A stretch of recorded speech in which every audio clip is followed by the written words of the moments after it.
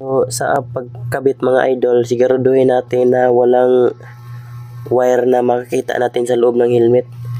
Yun mga ka-idol. Ipakita ko nyo sa paano ito itago. So mga ka-idol, yun, wala nang wire sa loob na nakita natin, no?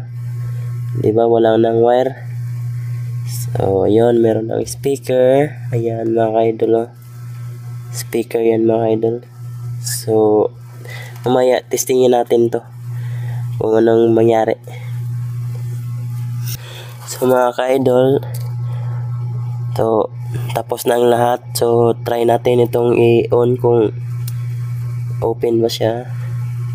Ayan mga ka-idol, nag-blink ng blow. Ayan.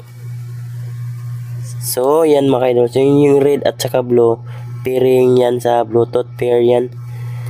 So mga ka-idol, tingnan natin yung cellphone natin yan, diba? So mga ka-idol, tingnan natin itong cellphone natin kasi i-connect natin itong KY Pro na Bluetooth helmet. Yan, on natin yung Bluetooth sa ating cellphone. Hanapin natin dito yung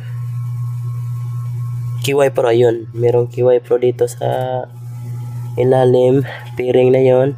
Pair natin. Yun, connected na yun. So mga ka-idol, connected natin yung KY Pro at testingin natin yung music sa mga ka-idol. So mga ka-idol, try natin no maghanap ng YouTube. Yan, mag-play music tayo. Hanap tayo ng music mga ka-idol. Loading na to. Yan mga ka-idol, wait muna mga ka-idol,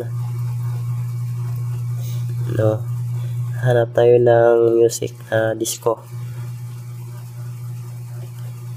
Yun.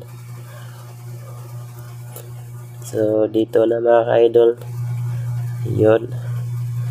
Okay. Connected na yan sa KY Pro na Bluetooth helmet. Nag-loading pa.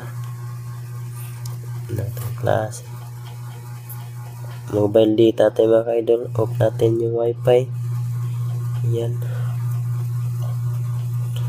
Mga idol, try natin itong ipatugtog na yun. So tanungin natin yung OBR natin. Yan, connected na yun, oh. Tingnan nyo, sayo-sayo na yun, oh. Okay na, okay na? Okay na? Connected na yun sa Bluetooth helmet natin mga